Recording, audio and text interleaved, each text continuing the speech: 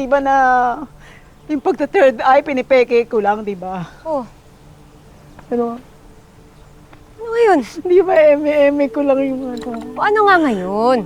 Pero kagabi kasi, Amira, kagabi, may nagparamdam sa akin, naramdaman mo.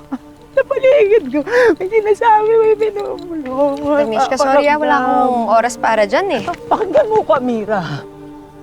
Pinapunta niya ako dito, sinabihan niya akong puntahan kita. Binilin ka niya sa akin. Binilin ka niya sa akin. Sino ba yan?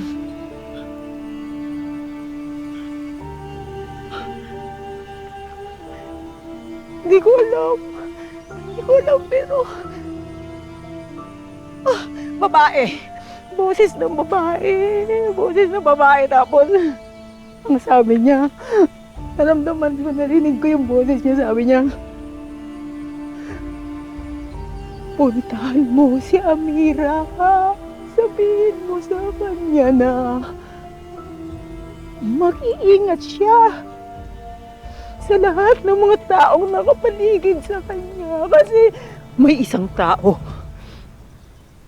na ang tanging pakay ay mapahamak siya.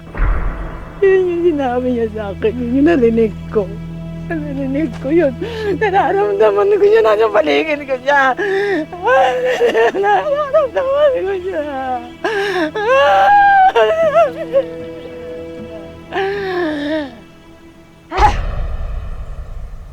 Yun.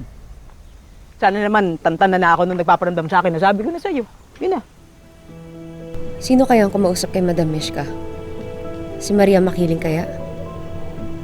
Pero bakit hindi na lang niya diretsyong sinabi sa akin? Madam Mishka, yung nakausap mo, may nasabi bang pangalan kung kanino dapat ako mag-ingat? Ha? Walang sinabing pangalan eh. Wala. Pero, Amira, hanggang dito na lang ang maututulong ko sa iyo, ha? Hanggang dito na lang, ha? Promise, hindi na ako manguhula. Ayoko na. Tama na, hindi na ako manguhula. Ha? Goodbye, paalam, adios. Hindi na ako manguhula. Kahit pilitin pa nila ako, kahit marami pa ibayad nila sa akin, hindi na ako manguhula. Hindi na. Goodbye, Madam Mishka. Hindi na. Kahit pilitin pa nila, nunca, never. Hindi na ako manguhula.